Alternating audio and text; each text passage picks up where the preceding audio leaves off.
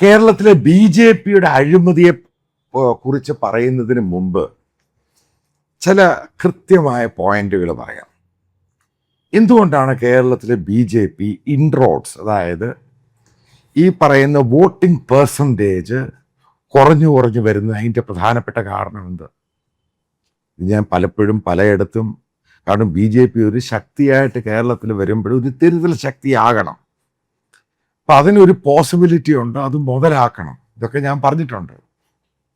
അപ്പം അടുത്ത ചോദ്യം, എന്തുകൊണ്ടാണ് ഇവർക്കൊരു തിരുത്തൽ ശക്തിയാകാനും അതേപോലെ തന്നെ വോട്ടിംഗ് പെർസെൻറ്റേജ് കൂട്ടാനും ഇവരെ കൊണ്ട് കഴിയാത്തതിൻ്റെ കാരണം എന്താ? പ്രധാനപ്പെട്ട കാരണം ആ BJPയുടെ കേരള ഘടകം എന്ന് പറയുന്നത് അടി മുതൽ മുടി വരെ, അതായത് കൊടി മുതൽ വടി വരെ അഴിമതിയാണ്. ഇപ്പോഴുണ്ടായ അഴിമതിയൊന്നും അല്ല. കഴിഞ്ഞ 10-20 വർഷം കൊണ്ട് BJPക്കകത്ത് നടക്കുന്ന അഴിമതിയാണ് അവരെവിടെയും എത്താതിരുന്നതിൻ്റെ കാരണം. ഉറപ്പായിട്ടും കേരളത്തിലെ BJPക്കകത്തും കേരളത്തിനകത്തൊരു മോദി തരംഗമുണ്ടായി. കറക്റ്റാണ് ഈ സംഭവം. പക്ഷെ അത് മുതലാക്കുവാൻ കേരളത്തിലെ BJP നേതാക്കൾക്കും പ്രവർത്തകർക്കും കഴിയാത്തതിൻ്റെ കാരണം എന്താ? ഇവരെല്ലാം സ്വാർത്ഥ താല്പര്യമുള്ള, അഴിമതിയിൽ മാത്രം എങ്ങനെ പണം ഉണ്ടാക്കണം, ഏത് രീതിയിൽ പണം അടിച്ചു മാറ്റണം എന്നത് മാത്രമാണ് ഇവരുടെ മുഖ്യ ലക്ഷ്യം. അല്ലെങ്കിൽ BJPയുടെ ഒരു സംസ്ഥാന സെക്രട്ടറി, ഇത്ര നേതാക്കൾ കൊടി മേടിക്കുന്നു, അതിനകത്ത് അതായത് കൊടി ഓർഡർ കൊടുക്കുന്നു, അവിടെ അഴിമതി. ടാക്സി, അതിനകത്ത് അഴിമതി. അതായത് ഇലക്ഷന് വേണ്ടി ഉറപ്പായിട്ടും കേരളത്തിലെ BJPക്ക് പണത്തിന് കുറവൊന്നുമില്ല. കേന്ദ്ര ഇലക്ഷൻ കമ്മിറ്റി പ്രചരണം, അവർക്ക് BJPയുടെ നാഷണൽ കമ്മിറ്റിക്കും കേന്ദ്രത്തിൽ ഭരണമിരിക്കുന്നു, പല സ്റ്റേറ്റുകളിലും ഭരണമിരിക്കുന്നു, അയൽ സംസ്ഥാനങ്ങളിൽ ഭരണമിരിക്കുന്നു. പണത്തിന് യാതൊരു പഞ്ഞവുമില്ല. ഇഷ്ടം പോലെ കേന്ദ്ര നേതാക്കളുണ്ട്. പക്ഷെ എന്തുകൊണ്ടാണ് കേരളത്തിലെ BJP ക്ലച്ച് പിടിക്കാത്ത ഇതേപോലെയുള്ള തേർഡ് റേറ്റഡ് ആയിട്ടുള്ള നേതാക്കൾ, അതിന് പറ്റിയ അണികൾ? അതുകൊണ്ട് തന്നെയാണ് ഇപ്പം ചില ആൾക്കാർ, ചില യൂട്യൂബേഴ്സൊക്കെ പറയുന്നത് കേട്ടു, BJPയിൽ RSS ഇല്ലാത്തതിൻ്റെ കാരണം കൊണ്ടാണ് അഴിമതി ഇത്രയും നടന്നതെന്ന്. പൊട്ടത്തരമാണ് പറയുന്നത്. കേരളത്തിലെ BJPക്കകത്ത് 60 മുതൽ 70% അതിൻ്റെ പ്രവർത്തകർ അവർ RSSയിൽ നിന്ന് ABVPയിൽ നിന്ന് വന്നവരാണ്. ആ ബാക്ക്ഗ്രൗണ്ടാണ് അവർക്കുള്ളത്. അത് കഴിഞ്ഞ് അതിൻ്റെ നേതാക്കളെ എടുക്കുക. 75-80% കേരളത്തിലെ BJPയുടെ നേതാക്കൾ RSSൻ്റെ പഴയ ആൾക്കാരാണ്, RSSയിൽ കൂടെ വന്നവരാണ്. അപ്പോൾ RSS അവിടെ മേൽനോട്ടമില്ല. ഇവരെ ഈ പറയുന്ന നേതാക്കളെല്ലാം RSSകാരാണ്. ഈ RSS എന്ന് പറയുന്ന കേരളത്തിലെ BJP നേതാക്കൾ എന്ന് പറഞ്ഞാൽ അവർ ഹൈലി കറപ്റ്റഡാണ്. ഞാൻ വെറുതെ പറയുന്നതല്ല. അപ്പോൾ ഒരു BJP നേതാവ് ഇതുമായിട്ട് ബന്ധപ്പെട്ട് ഞാൻ ചോദിച്ചു കഴിഞ്ഞാൽ പറഞ്ഞു, ഞങ്ങൾ അഴിമതി പഠിച്ചുകൊണ്ടിരിക്കുകയാണ്, അതിനാണ് പാർട്ടിക്കകത്ത് അഴിമതി അവർ കാണിച്ചുകൊണ്ടിരിക്കുന്നത്. തമാശ അദ്ദേഹം പറഞ്ഞത്. പക്ഷെ ഒരു കാര്യം പറയട്ടെ, ഇത് നോക്കിക്കാണുന്ന കേരളത്തിലെ ജനങ്ങൾ, അതായത് BJPയോട് അനുഭാവമുള്ളവരും വോട്ട് ചെയ്തവരും, ഈ അഴിമതി കാണുമ്പോൾ, അതായത് പ്രധാനമന്ത്രി വരുന്നു, അദ്ദേഹത്തിൻ്റെ ഫ്ലക്സ് അടിക്കുന്നു, അവിടെ അഴിമതി, അതായത് ഓരോ നേതാക്കളും ലക്ഷങ്ങൾ വെച്ച് അടിച്ചങ്ങ് മാറ്റി, അത് മുകളിൽ നിന്നും താഴെ തട്ട് വരെ അങ്ങ് പോയി. നിങ്ങൾക്കറിയാവുന്നതാണ് കെ സുരേന്ദ്രൻ BJPയുടെ സംസ്ഥാന പ്രസിഡൻ്റായിരുന്നു. കൊടകര കുഴൽപ്പണ കേസ് അതെവിടെ പോയി അതെല്ലാം പൂർണ്ണമായിട്ടും സെറ്റിൽ ചെയ്തു. അതായത് പല BJP നേതാക്കൾക്ക് ഒരു BJP നേതാവിനോട് പറഞ്ഞതാണ്, അതായത് പണ്ട് ശാഖയിലൊക്കെ പോയിരുന്ന പല ആൾക്കാരിൽ ഇഷ്ടം പോലെ പണമുണ്ട്. അതായത് ഇലക്ഷന് കേരളത്തിൽ വരുന്നത് BJP നേതാക്കളുടെ ചാകരയാണ്. ഇഷ്ടം പോലെ പണം കയറി വരും. ഈ പണം അവർ പലയിടത്തും കൊണ്ട് ഇൻവെസ്റ്റ് ചെയ്യും, പലയിടത്തും ഉപയോഗിക്കും. കാരണം ഇലക്ഷനാണ് കേരളത്തിലെ BJPയുടെ ചാകര. പക്ഷെ കഴിഞ്ഞ പ്രാവശ്യം കേന്ദ്ര ഇലക്ഷൻ കമ്മിറ്റി, അതായത് കേന്ദ്ര BJP നാഷണൽ കമ്മിറ്റിക്ക് താല്പര്യം ഉണ്ടായിരുന്നു കേരളത്തിൽ പലയിടത്തും സീറ്റ് പിടിക്കണമെന്ന്. കേരളത്തിലെ പല YouTube channel, so-called BJP channel, അവരൊക്കെ പറഞ്ഞു 20 സീറ്റ് കിട്ടും, ചില ആൾക്കാർ പറഞ്ഞു 10 സീറ്റ് കിട്ടും. അന്ന് ഞാൻ ഒരു കാര്യം കൃത്യമായിട്ട് പറഞ്ഞു, BJPയുടെ വോട്ടിംഗ് ഷെയർ കുറയും. അതേപോലെ സംഭവിച്ചു. കഴിഞ്ഞ 2024 BJPക്ക് 19% വോട്ടിംഗ് ഷെയർ ഉണ്ടായിരുന്നു. ഏറ്റവും മനോഹരമായ പെർഫോമൻസ് കാണിച്ചു. പല കോൺസ്റ്റിറ്റ്യുവൻസിയിലും, പല അസംബ്ലി കോൺസ്റ്റിറ്റ്യുവൻസിലും 1-ാം സ്ഥാനത്ത് വന്നു, പലയിടത്തും 2-ാം സ്ഥാനത്ത് വന്നു. നേരെ പഞ്ചായത്ത് ഇലക്ഷൻ കഴിയുന്നു, ആ 19 നിന്നും 15 താഴോട്ട് പോകുന്നു. അത് കഴിഞ്ഞ് 2026 അസംബ്ലി ഇലക്ഷൻ നടക്കുന്നു, 10 പോയി. ഇതുകൊണ്ടാണ് ഞാൻ പറഞ്ഞത് കേരളത്തിൽ BJP വളരത്തില്ല.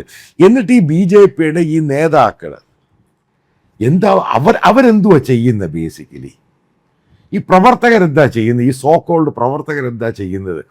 ഇവർക്ക് പ്രോപ്പറായിട്ടോ കേരളത്തിലെ വോട്ടിംഗ് മാനേജ്മെൻറ്റും മൈക്രോ മാനേജ്മെൻറ്റും അറിയുവാണെങ്കിൽ ഇവർ പോകത്തില്ല. ഭൂലോക മടിയന്മാരാണ്. ഇവർക്ക് ഇഷ്ടം പോലെ പണം കിട്ടും. ഇവർ ഈ പറയുന്ന പോലെ എത്ര എടുത്ത് പോയി ഇവർ റെസീപ്റ്റ്, അതേപോലെ ബൂത്ത് ഏജൻറ്റ്, ഈ സംഭവങ്ങളൊക്കെ ഇവർ ചെയ്യുന്നു. എപ്പോഴും രാവിലെ 11 മണി 12 മണി ആയി കഴിയുമ്പോൾ എല്ലാം അടച്ചു പൂട്ടിയൊക്കെ പോവുക. കാരണം കിട്ടാനുള്ള പണം ഇഷ്ടം പോലെ കിട്ടി. അവരവരുടെ കാര്യത്തിനും മറ്റുള്ള പരിപാടികൾക്കും വേണ്ടി അങ്ങ് ഉപയോഗിച്ചു. അതുകൊണ്ടാണ് BJP കേരളത്തിൽ കാര്യമായിട്ടൊന്നും ക്ലച്ച് പിടിക്കാത്തത്. അടുത്ത പ്രാവശ്യം അസംബ്ലി തെരഞ്ഞെടുപ്പിൽ ഞാനൊരു കാര്യം കൃത്യമായിട്ട് പറയാം. ഈ പറയുന്ന ചാത്തന്നൂർ ജയിച്ചു, അവിടെ 100% ആ കാൻഡിഡേറ്റ് തോറ്റു. കാരണം അവിടെയുള്ള മുസ്ലിം കമ്മ്യൂണിറ്റി, മൈനോറിറ്റി കമ്മ്യൂണിറ്റി അടുത്ത പ്രാവശ്യം അയാളെ അങ്ങ് തോൽപ്പിക്കും. മറ്റവർ ഭൂരിപക്ഷമായിട്ട് നിന്നാലും, കാരണം കേരളത്തിൻ്റെ വോട്ടിംഗ് ഡിവിഷനും പാറ്റേണും ഉണ്ട്. അതേപോലെ തന്നെ കഴക്കൂട്ടത്ത് ഈ പറയുന്ന മുരളീധരനും തോറ്റു. അടുത്ത നിയമസഭാ ഇലക്ഷനിൽ ഒറ്റ സീറ്റ് പോലും കിട്ടത്തില്ല. അതിൻ്റെ കൂടെ വന്ന് വീണിരിക്കുന്നതാണ് ഈ അഴിമതി. അതായത് ഏത് നേതാക്കളാണ് അഴിമതി ഇല്ലാത്തത് കേരളത്തിലെ BJPക്കകത്ത്? കാരണം ഇലക്ഷൻ ചാകര കോളടിക്കുകയാണ്. എല്ലാവർക്കും ഇഷ്ടം പോലെ സമ്പത്തായി, എല്ലാവരും പല അതായത് നിങ്ങൾ എന്തുവാണ് BJP പറഞ്ഞിരുന്നത്? വേറിട്ട പാർട്ടി, ഞങ്ങൾ ചേഞ്ചുകൾ കൊണ്ടുവരും. മുഴുവൻ അഴിമതിയിൽ നിന്നും അഴിമതിയിലോട്ടാണ് പോകുന്നത്. RSS എന്താ അഴിമതിയിൽ മോശമാണോ? ഈ RSSൻ്റെ നേതാക്കളല്ലേ അയോധ്യ രാം ജന്മഭൂമിയില മുഴുവൻ അടിച്ചു മാറ്റിയേക്കുന്നത്? അത് മൂടോടടിച്ചങ്ങ് മാറ്റിയില്ലേ? അപ്പോൾ അവരെന്ത് അഴിമതിക്കാരല്ലേ? ഇത് ആദ്യം മനസ്സിലാക്കുക. ഇവർ ഹിന്ദുക്കളെ വിറ്റ് അഴിമതി കാണിച്ചു കൊണ്ടുപോകുന്ന ഒരു സംഘടന എന്നല്ലാതെ ഇവർ ഔട്ട്സ്റ്റാൻഡിംഗ് ഒന്നുമല്ല. ഇന്ത്യയിലെ ഹിന്ദുക്കൾക്ക് ഇവരൊരു കുന്തം ഉണ്ടാക്കാൻ പോകുന്നില്ല. ഇത്രയും നാളും 12 വർഷം അധികാരത്തിലിരുന്നു കേന്ദ്രത്തിൽ. ഏതെങ്കിലും ഹിന്ദു രീതിയിൽ ചിന്തിക്കുന്നവർ, അതായത് റൈറ്റ് വിങ് പൊളിറ്റിക്സിൽ ചിന്തിക്കുന്നവർ, നിങ്ങളൊന്നൊരു 5 മിനിറ്റ് എടുത്ത് ആലോചിച്ച് നോക്ക്.